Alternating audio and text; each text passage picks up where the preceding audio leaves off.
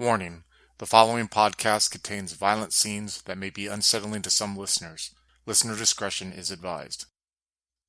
Hello, and welcome back to Twin Cities by Night and our third story arc, Dread. Dread is set in the Twin Cities of Minnesota, Minneapolis, and St. Paul in the hot and humid summer of 2011. Join us again and continue to follow the journey of Katao, played by Quinn, and William, played by Slavic, as they continue to traverse the dark society held within the Twin Cities. They will be joined by three new Kindred: Warren, a Tremere, played by Adam; Valentine, a Nosferatu, played by Alex; and Lenny, a Nosferatu, played by Andrew. The coterie will find themselves joined together by a sense of dread. If you would like to contact us, you can follow us on Twitter at twin_cities_VTM or Facebook at Twin Cities by Night. We hope you enjoy. So, Warren, mechanically, before we continue, you lost a blood pool point, and we'll say you have two lethal damage right now. All right, let me mark that off. And so, your eyes open up. You have blood all over your abdominal. You have blood all over your sheets.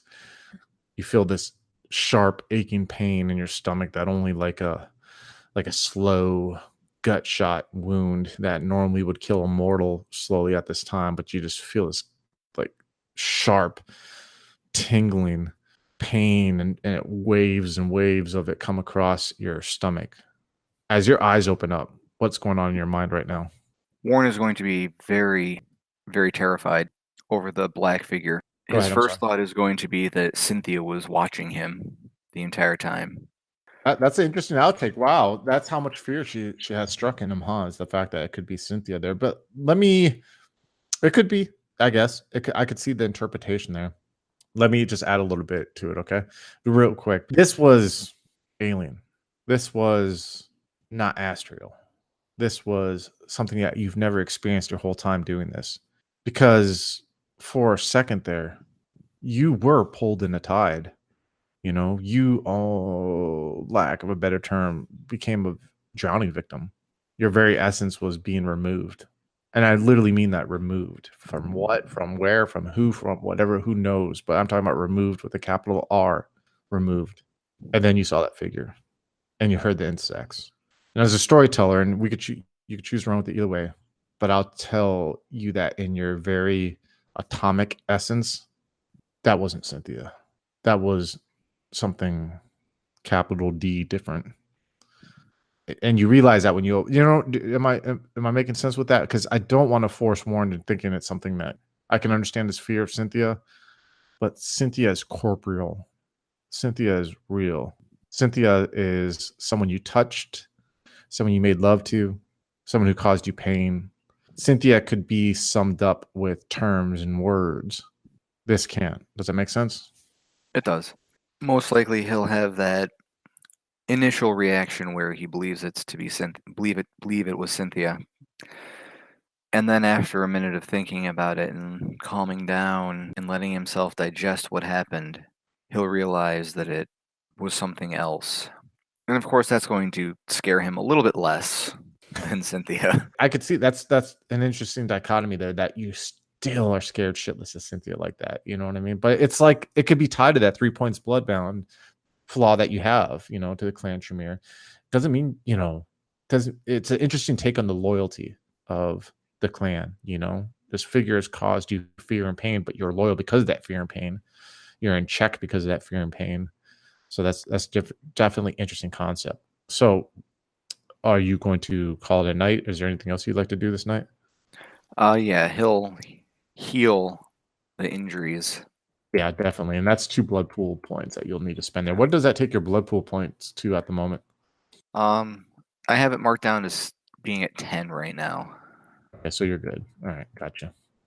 So you do that. I take it you change the sheets. You have to do all that stuff. What does he feel like when he's changing the sheets? I want to know that. Like he's not going to change the sheets, actually. As soon as he heals, he's going to get up and he's going to start drawing and trying to write down while sketching what he saw so that he can add it to sort of his own occult, texts, his own personal library. I imagine you go to this old wood desk, the intricate oak, really thick, quality design desk. It's probably a century old, that has like brass like knobs on it, you know what I mean, on the drawers to pull it open, and you sit there and you write until the sun comes up on your journal like a fevered madman about what you witnessed and what you saw. And we'll just say that you do that until you go to bed. So Valentine, you're sitting in his living room with Donald, and Donald just had this talk with you where he told you that he wanted to go and follow Dunster and he could do it, and that this is Donald's skill set, and this is Donald being the hunter with the capital H, and this is Donald wanting to show that he's worthy of the gift that you were given. And Donald is standing there, and he looks down at you while you're sitting on the couch, and he's like, I'll be gone for a few days, maybe a week, while I do this. That works. I have things I need to do without you. Okay. I'm going to start now. I'm going to go now. Right now? Yes. Sure. I'll use a taxi to get around. Well, I can drop you up. Where do you need to go? I can drop you off first. It's okay. I'd rather you didn't know this time. Okay. Why don't you send me emails daily? I will. Just remember, please, Valentine, once I'm done here and I get you what you want, that I may deserve what you can give me, the gift you can give me, what you have. Just know this, just Valentine, just listen. I would continue to serve you, but I am too a predator, and I think we are more alike than you sometimes wish to acknowledge. But we'll talk about this once I give you what you want. I'll show you, Valentine. There's a reason why you have me. I'll look out the window. I'll talk to you. I'll hear from you when you send your first email tomorrow. Yes. Thank you. And he kind of just like opens the door and opens the screen door, and you hear the squeaking of the screen door as it shuts. And he just steps out into the rain, and you see the figure of him as you're standing there looking out this large picture window in the living room. You see him like walk down these steps through the grass into the curb where his truck's at. You see him jump in the truck, and he starts the truck, and you kind of see the plume of smoke come out of the muffler, and you see it take off as he drives. You're left there right now on your own, standing out, and you hear the rain hitting the roof, and while you're standing by the picture window, you kind of hear the rain hitting the tin gutter that is on the roof, and you kind of hear like the water traveling down in it, and you can it's like this comforting feeling. It reminds you probably of when you were a boy and it rained when you were a boy, and you would sit there and listen to the rain at night while you're laying in your bed, or you'd look out the window. And I don't know, like, what's going on in your mind right now? Because I mean, Donald did kind of have a point. There's a reason why you keep him around, like, you know what he is, but you give him vitality. So what's going on in Valentine's head right now? I'm thinking about Donald, like what I'm going to do with him, because I'm kind of dangling the carrot at the moment, but eventually I'm going to run out of stick. I don't want to put him on an even keel with me, because I know someone like him won't stay under my thumb for long once he gets the kind of power that he could. So I'm kind of in turmoil because I need Donald, but at the same time I'm thinking like maybe he needs to be curbed eventually. I'm just not sure what I'm going to do with him. Yeah, because this is interesting time, right? For like the last like 20 years, Donald's just played dad. Donald's just paid the bills. Donald was just a part of a facade that, kept you safe in a small town. But now Donald knows something's different. You had them uprooted, everything uprooted and moved to here. And I think at this time, Donald has felt more alive than he probably has felt in the last 30 years, or 20 years. And he probably knows now that a lot of your success of coming here and even like being able to embed yourself into the city is because of him. And I think that's maybe why, I don't want to say he's getting ballsier, you know what I mean? But he is starting to realize his worth even more now, what he brings to you. Yeah. Go ahead. There's a reason I didn't want him to drop me off either. It's because I've kind of been... Is it the same night? Is it like the latest night now, or am I still a night before? No, you're caught up to everyone. Yeah, it's the same night as everyone. So it's early evening? Yeah, I would say right now it's probably like 9 right now. Okay, because I was thinking of going to Juno restaurant and checking out Cynthia's place, and I don't want Donald knowing where that is or anything. Yeah, definitely. Just because I know who work, I Mhm. don't know them personally, but I know who works here. I know what they meant to Cynthia. Sorry, to Ophelia. Just want to say one Sure. more thing about Donald before we continue on to you going to Juno's. So Mhm. I would say, and it's just a thought I just literally just had. I would say in a way too that maybe Donald realizing his worth to you maybe makes you feel like you said you might have to put him down because now maybe he's realizing it might lead to him realizing that you may not be the force of fear and control that he thought you were back, you know what I mean, before you came to the Twin Cities. Am I making sense? Like the more Yeah. he realizes his own self-worth, maybe the more he doesn't look at you as being as powerful as you were before. Or maybe he'll see you being vulnerable in some areas. Maybe he'll see that when he knows that you rely on him, that gives him a card to play. That gives him an upper hand. Now, I don't think he's gotten that far. I don't think he's trying to subtly try to say, without me, you would be shit. But I think he realized that he's doing things that he should be rewarded for more so. So yeah, that's definitely a dichotomy. Someone mentioned who views this and listens to this about the relationship between you two being interesting. And that's something that I like to delve into. So without further ado, you want to go to Juno's. How do you plan to get there? I was thinking first I'll get a taxi there, but I was actually, when I thought about it, I thought maybe I'd reach out to one of the other members who knew her. I was thinking specifically Kaitao and see if he would be willing to come with me. So maybe I'll send him a text message and just ask what he's up to.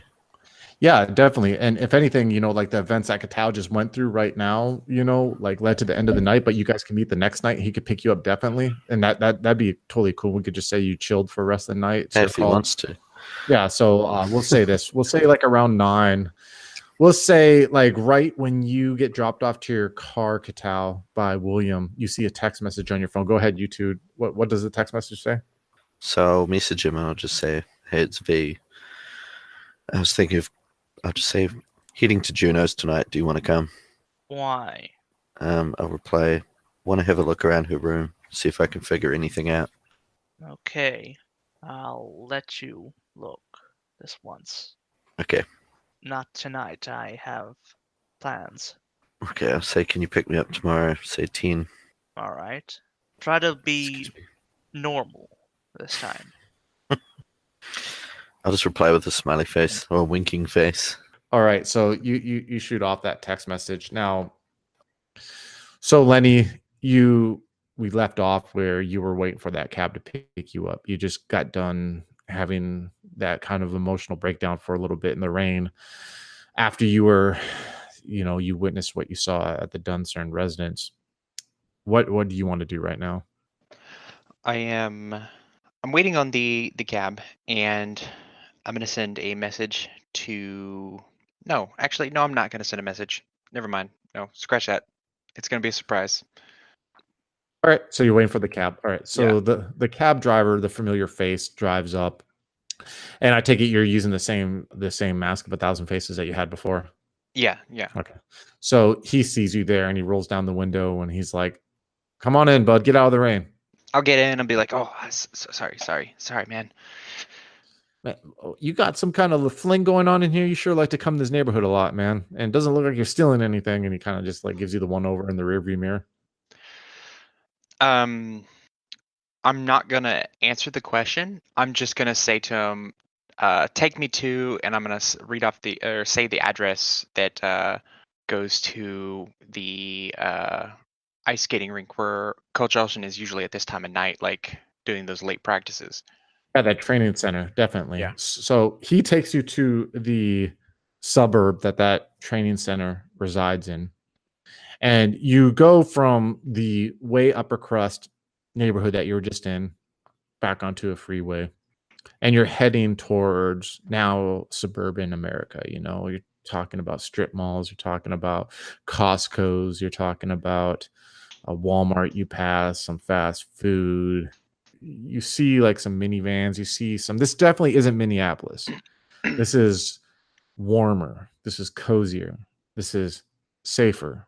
But within the warm confines of this suburb, in a center that was created to help youth reach their dreams and their potential in winter sports, there's a man that is just as much of a monster as you were.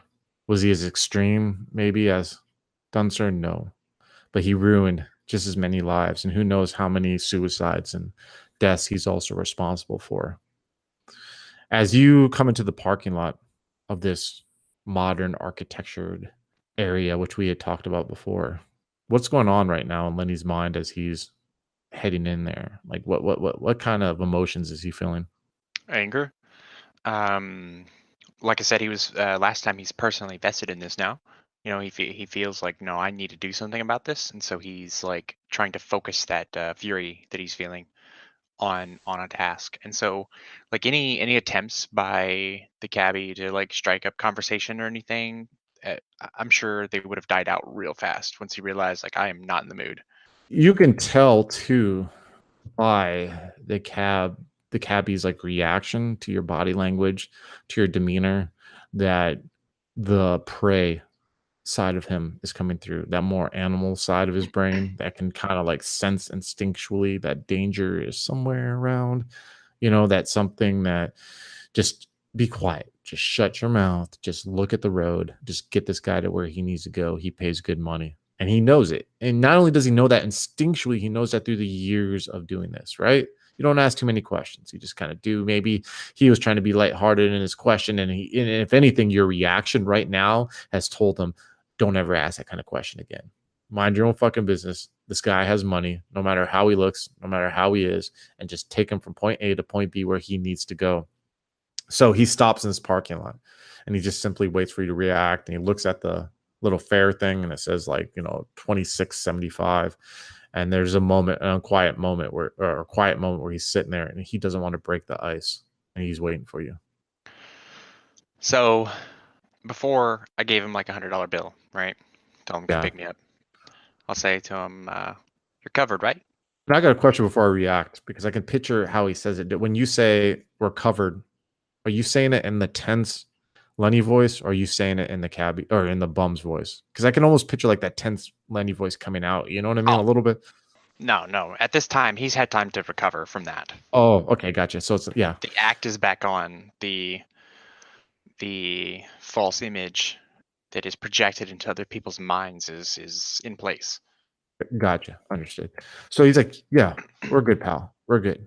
You know my number if you need me again. All right, pal? Yeah. Hey, thanks. And then I just get out without waiting for any other response. And quickly this car takes off and, it leaves the parking lot and you're sitting there or standing there in this parking lot and the rain's coming down still. And you see that the lights are on within the double doors, of this modern architecture building.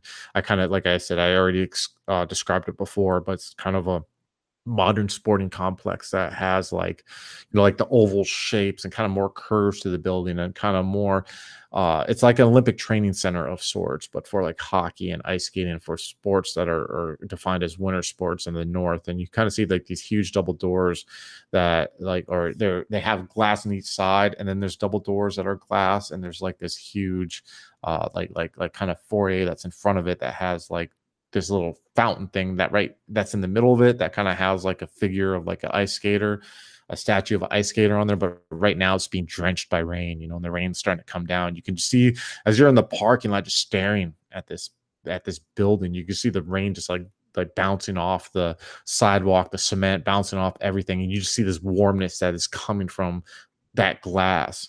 And it's about, I would say, about like 10:30 at night. And like the lights that are coming from within are dimmer than normal, meaning that like most of the staff went home. But a few dedicated individuals like Coach Olson just happen to be there.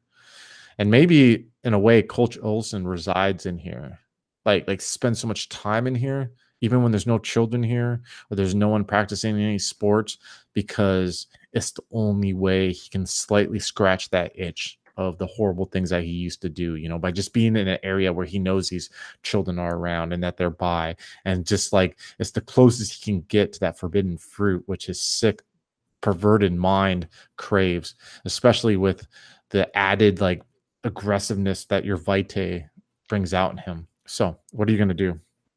I am going to use unseen presence, and go inside, just quietly. But you make your way inside and like the door, the front, I almost want to picture, and I want to shoot this idea to you real quick. I could picture like you having a key to the front double doors. You know what I mean? Like he gave you a key. He made a copy of whatever key he has, a staff key, to where you Oh, I've can. got a key to his house and he doesn't even know it. Okay, cool. So I just wanted to make sure before I went on with the scene. I love that, man. So you walk up to this door and you're kind of protected from the rain for a little bit because there's like this little like 2 foot overhang, and you quietly slide the key in there and you turn it and you open, and you kind of hear like the bottom of the glass door like brush against the carpet that's inside. You feel me? Like there's like this Hmm. wonderful, awesome carpet, and so you can kind of hear it like as you open it up, and you step in, and there's no one out there, and you even like as the door gently closes behind you, you turn around, you lock it, back, and you start heading towards the area where Coach Olson resides. You walk in these huge And I like. have my hoodie pulled up, because there's security cameras, Oh yeah. So you are walking with your hoodie up, and you're kind of. It goes from where you make a left at the desk, and you're walking through this wide, like, I mean, I'm talking about like 10, 15 people could walk next to each other and walk down this hallway. It'd still not be crowded, and you see these windows that are on the right side of the hallway, and you look through and you see like one, like you're looking kind of down on like a weight room, and as you're walking more, then you see like there's like one ice skating rink, and then as you're walking down, you see there's like an Olympic pool for like people to work on their cardio, swimming. And on the left side of the walls, you see these huge pictures of like successful athletes who made their way through here, who may be like on Olympic teams or professional hockey or something to that extent, and like random pictures. And you make your way down, and eventually you get to where there's like a double door at the very end. I'm talking about this is like 300 yards down, and it's like it says staff only, and it has like another key thing, and you slide the key that you have in there and you open it gently and you make your way into it. And there's like concrete that is there, and that like if you make your way, this is like your secret little way to get to his locker room, you know what I mean?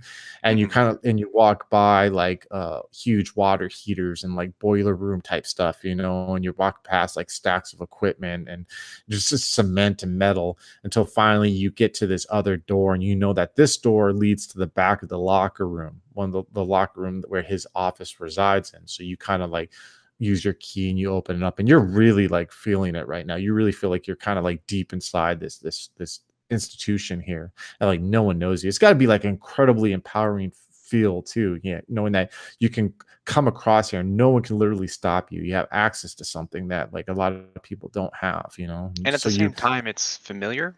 It's a place that he has been not just since he's died, but when he was alive. It's like a grounding kind of thing for him. like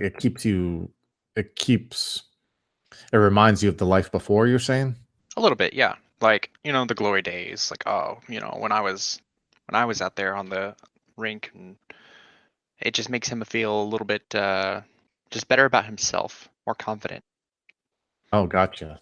Like recharges those batteries in a way. So you come into the locker room and you see like these lockers. Now, not all the lights aren't on those fluorescent lights that are usually turned on the locker. They're kind of off at the moment, but you can smell the distinct smell of like slight mildew coming from the showers, like they need to be cleaned soon. You can kind of smell like that body odor smell that kind of seems to linger in a gym. And it's all concrete within. There's like 5 rows of these like green lockers, and there's like wooden benches, and you can see to the left on the other side of this locker room, you can see like a little wall that goes like maybe 5 feet up, and on the other end is like group showers, where kids would take showers once they were done. And if you keep going straight, like in the door you walked in, if you walk all the way down to the end there, that his office is on the right there, and then there's like the main entrance to the lobby where normally most people, or excuse me, main entrance into the locker room where most people would go into. So what do you do? So I'm going to his office and listening as I go, like I did before, where I just kind of see if I hear anything. So you slowly start walking there, and you hear the murmuring of a television, And you can kind of see too coming from the office because his office lights aren't fully on. Like he probably has this desk lamp that he has on that like the city of Minneapolis gave him at one time for being like coach of the year in 1987 for like the Minnesota State, youth hockey team. And you see like it's illuminating the room. You can kind of see it coming out the window because he has like this rather large window that's part of his office too. And you can see the flickers of a television, like when shapes change or whatever. And there's a moment where for a second you're not quite sure what it is, and then you kind of hear like sitcom like studio laughing, you know what I mean, like ha ha ha ha, is like but it's really like muffled, like he might be watching TV in there. And from your times going into that, he has like this smaller TV that he has like propped up on like a top of like a cabinet of sorts, so where if he wanted to watch it while sitting at his desk he could. And you eventually, while you walk up there, you get to the door and you look and you see this husk of a man. I mentioned before the first time that you had an interaction with Coach Olson in this game, that this guy used to be athletic and was fairly good looking and had like, a charm to him that like put people, not only the boys like you and others guard down as coming across as like a mentor, but had like a whole city and a whole like population just thinking he was like this great person who helped out the youth. Now, mind you, his reputation has not been ruined, but his looks have. Now there's sitting a man who is balding, who has like this gray hair that's on his temples, who has like this jaundice kind of yellowish to his skin. His nose, the blood vessels of his nose seem to be popped, and he's lost like weight. He kind of has like this arch now to him a little bit when he sits, like an older man, because in reality he's probably a man of like 60 years old right now, 70 years old. While you do give him his white day and he can heal faster, like you see his finger isn't taped, the one that you broke in the drawer, you can kind of see though that like age and your blood have taken a toll on him. And you see like when he's watching this TV, the predatory, I hate to use the word confidence, but just like the confidence an asshole like that would have, who made tons of kids his victims and never got caught, you see it no longer is there. You see like a shell of a man there as he's looking. Like if you didn't know the things that he did to you and to other kids, you would feel empathetic and feel sorry for this man. You would think he was probably a man fighting cancer and who was going through leukemia treatments. It's probably how other people feel about him now. Yeah, they probably do. And they probably think that's why he stays here at the gym. They probably think that's why he puts it in, because it keeps his mind off of his, losing his age, his vitality. That is his one last grasp to his youth, because this whole complex was built around him.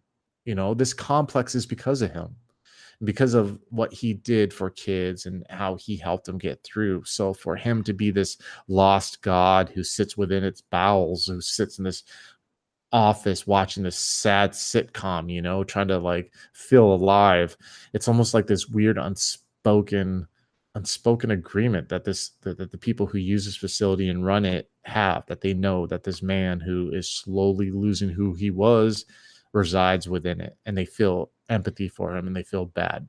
But yet, while you say some may see that, I'm sure there's others who were in shoes like you, who never spoke out, who compartmentalized the abuse that they held at his hands, who know and they see this, and maybe they don't acknowledge it in their heads, but there's probably a side of them who get joy from seeing him so weak and decrepit and sad. And Lenny's one of those. He actually like has that kind of like, he enjoys that power he holds over him. And so seeing him in this state just makes him like it in a like fucked up vindictive kind of way, just makes him go, I did right. Like he feels like validated. Even if what he's doing is bad, he still feels like he's doing the right thing. Yeah, because you rationalize it, and I like that you mentioned that, because it's your way of saying what I'm doing right now by giving this man his vitae is good, even though I know that it makes him more ferocious, even though I know it brings that uglier side of them, and maybe he has abused other kids. I just don't know it, but I see him now. I see him powerless, and I see him not be the man who he was. So all that's okay, and in a way, that is the fucking kindred condition right there. You know what I mean? You are rationalizing your dark urges to see revenge upon this man, and And I love that. I don't love that. Let me rephrase that. I don't love that the things he could be doing, but I love the fact that Lenny in himself is refusing to acknowledge what could possibly be happening and is just looking, gloating, powerful. I control. Because that is part of the curse of Cain, is that there's thinking you know what's right and wanting that control, and you see it right now in front of you. So, is his door open? Yeah, it's open. Yes, it's open right now, and you can like hear the television right now, and you can just see him looking at it right now there. I'm gonna walk up behind him, like real close, and I'm gonna like put my hand on his shoulder and just kind of like just letting go of the obfuscating ability and just like this cold, dead hand just gripping him. I'm not even gonna be using Mask of a Thousand Faces in this, and it's very rare that he's seen me like this. It's not the first time, but it's like a power play Lenny does. When he wants to see when he wants him to see this whole side of him, like this is what I've become, and wants to really instill that fear in him. This is what he does. There's a moment where you feel him tense, and he looks over his shoulder real quick with the surprising speed that probably someone wouldn't expect. You would, but others wouldn't expect coming from such a frail body. And you see him like he tries to like get out of your grasp. Do you let him get out when you hold on to his shoulder like that? Do you let him slip out of it, or do you hold on to it? I just hold on to him. That pale, cold hand just gripping his shoulder, holding him in place. Not even like letting him move out of the chair at all. Gotcha. So you feel like an instinct, and then there's just a moment you feel like you hear gurgling coming from within his throat, because there are times where people are so afraid, so scared, instinctually, and that Neanderthal part of their brain that used to hide in caves from like saber-toothed tigers and used to hide with fire to try to protect themselves. There's such an instinctual fear to where their vocal cords refuse to work and their whole body refuses to work, and they're locked in fear. And you hear that in the gurgling coming from his throat, like he is trying to breathe, scream, flee, And Lenny beg. just kind of shh, quiet now. And there's a moment you feel like the connection that you have with him. I'm not talking about the connection from your mortal days, but I'm talking about this cursed connection that you introduced between you two communicates. And he relaxes a little bit, but he still stares at you in this fear, but this adoration fear, like this fear that like Moses used to fear around the God of Abraham. He feels that as he looks up to you, almost like he's seeking guidance, because there has to be a reason you're here. And it's almost like that relationship that a lot of those figures in the Old Testament had with the God of Abraham. What are you going to do? I let go of him, and I take a step back and wait for him to just kind of turn around. Let him get his bearings real quick. And when he has, he's like adjusted himself or turned around, set up straight, stand, whatever he wants to do. Then I'll address him. He stands up, and he kind of like stands up with trying to put the chair between you two. You know what I mean? Just for that comfort barrier. While he does feel that adoration to you, he also feels a fear, so that chair is his last grasp at like putting some kind of barrier between you two. But it's not like he's not doing it in a defensive way. You know what I mean? He just gets up and he stands behind the chair and he puts both his hands on the chair and he's just looking at you like he's waiting for you to talk. All right. I grab the chair and I fling it out of the office. So you grab this chair and you throw it, and it like goes flying through this door. And I would say with almost like casually, just with extreme strength. Yeah, and it like flies through the door and you just hits the side of one of the lockers, and you hear this rattling and like the sharp crack of like plastic and the wheels as they like hit the cement, and you just this clattering sound. And when you do that, he's just staring at you right now, and as you're looking down on him, you see in front of his khaki pants like wetness from the groin as it starts like running down the side of his left leg. Are you ready to earn your blood? Yes. What do you want me to do? Good. There's a man. His name is Roman Dunster. I'm going to open up my phone, and I'm going to show him a picture of the guy that I took.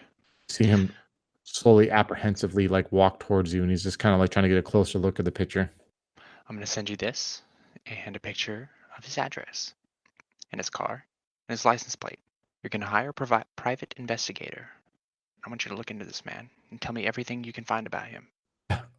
Okay. I'll do that. I'll do that. You see, this Dunsern guy, he's a disgusting wretch just like you. A horrible, evil, disgusting piece of shit. Preys on children just like you. But, unlike you, there is no hope of redemption for him. I'll do that. I'll start tomorrow. I'll get someone. I'll do it. Yes, I'll do it. Good. And, like I said, succeed in this and you'll have earned your blood. Yes. I will. Yes. I'll do this. Yes. You know, you were different than all the others, right? I loved you. I need you to roll backhand him. Okay, I was about to have you roll a self-control roll, but I can roll it. Do you want me to? See if I can not do it? I want to see if you frenzy when he says that. So okay. Give me a self-control roll. I'll say difficulty 4, but I think you have that flaw, right, where you get +2 to your frenzy roll. So difficulty 6, please. Oh wow, I have 3 successes. You can still backhand him. Backhand the shit out of him. Like I'm not putting my full strength into it, but it's gonna hurt. So you backhand him, and he flies back into like this filing cabinet that he has that's like 6 feet tall, and on top of it there's like all these trophies. And as he flies back, I'm gonna move forward like real close and just grab him by the throat. So you bam, smack him, right? These trophies shake. You rush up and grab him by his throat. You see like his eyes are bugged out looking at you, and these like trophies are kind of like falling over his head a little bit and like hitting your broad shoulders, like whatever. And and you're sitting there and you're holding his neck. What do you say? I could snap you like a twig. Do it. I don't want to live no more. I say to him, no, you're going to pay for everything you've done, and then you can meet your end. Please just kill me. I can't do this no more. Please just kill me. I'm sorry. Just kill me. I don't want to live no more. I let go of him. I step back and say, you know what I asked you to do. And I just start walking away. As you turn around and walk away and leave this quivering coward of a man soaked in his own piss, kneeling down amongst these trophies, you turn and you see this one trophy from the 1985 season that you actually played in, that he got first place in. And you see it falling. It was from this conference that happened, this tournament in St. Paul. And there's a second while you sit down, you stare and you look down at this trophy. And you remember like the team getting it. You remember touching it. Like all the team members touched this trophy when you got it, like an homage to it that you guys won. And you realize the stark difference now of control. No longer are you in fear of him. And it just sinks in like what you're doing is right in your head as you walk out the locker room door.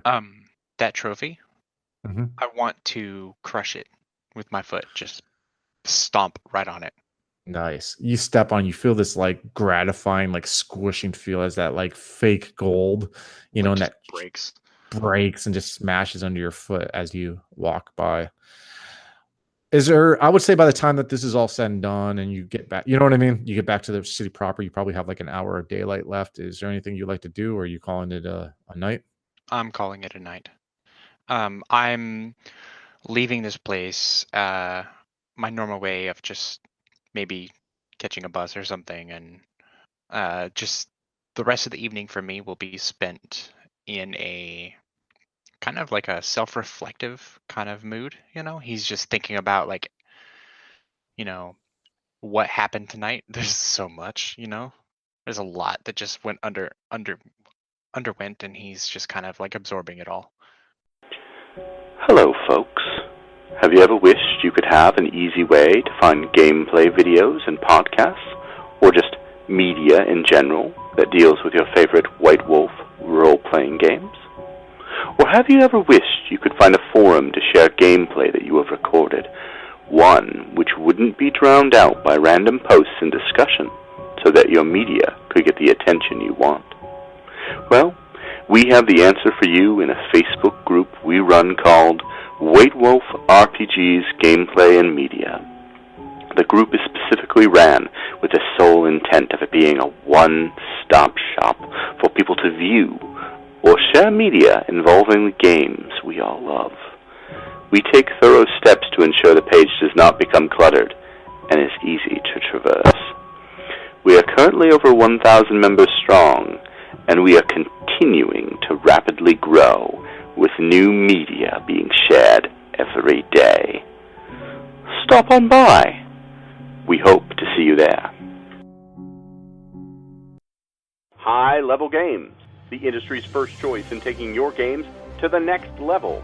We are a podcast blog and new media network at highlevelgames.ca.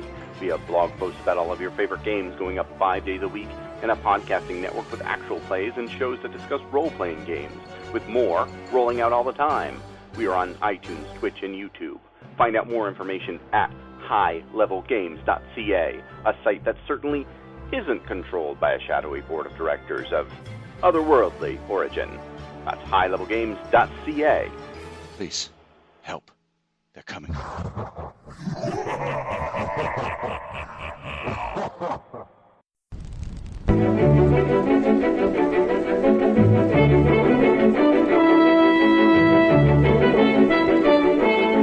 The Los Angeles metropolitan area is constantly growing and changing.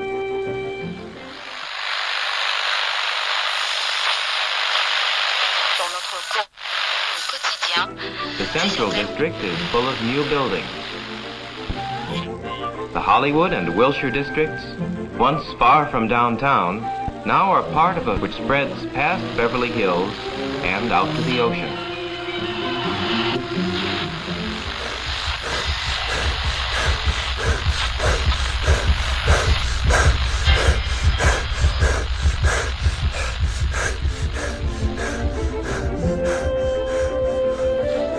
But why is all this going on in Los Angeles?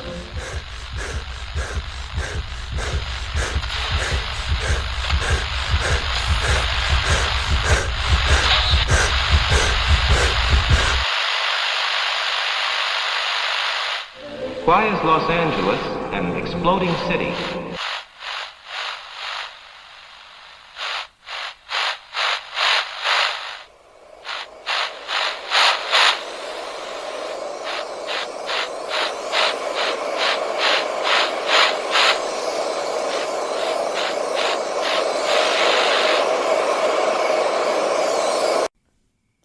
Neon Masquerade.